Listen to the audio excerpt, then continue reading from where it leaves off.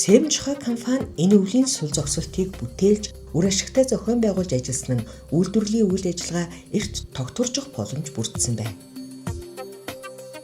За Цемжхой компани өмнөх жилүүдэд өвлийн улиралд үйлдвэрлэлийн сул зогсолттой ажилладаг байсан бол энэ жил 1, 2, 3 дугаар сарыг бүтээлж, үр ашигтайгаар зохион байгуулж, үйлдвэрийн тоног төхөөрөмжийн засвар үйлчилгээг төлөвлөгөөт хугацаанаас өмнө хийж гүйцэтгэсэн нь энэ жилийн онцлог ажлуудын нэг болж байна.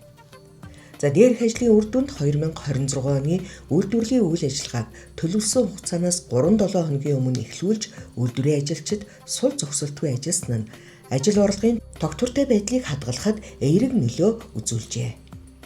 Манай чулуунцрын үйлдвэрийн 179 ажилтнаас ер нь бол бүх ирчүүд нь л ажилласан.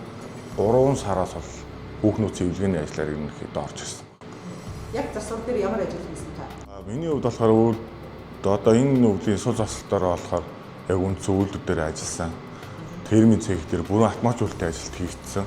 Тэн дээр одоо өвлийнхаа сул зогсолтын ажлаар 2 сарын 16 хүртэл тэнцэнэ ажиллаад наашгаа 2 сарын 16-наас яг чулуунцрын үйлдвэрийнхаа их засвар дээр ирж ажилласан байгаа. Сул зогсолтоор ажиллаж гин, үнэн цалингаа авч гин.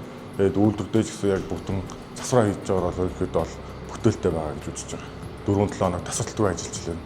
Яг өвлийнхаа их засвараа хийгээд дууссан учраас одоо ажлын бохирдол нь бол бүрдсэн байна л гэсэн. Ийхүү тус Цемжхой компани үйлдвэрлэлийн үйл ажиллагаа өмнө нь 5 дугаар сараас чийдэрдэг байсан бол энэ жил харьцангуй эрт тогтворжих нөхцөл бүрдсэн байна.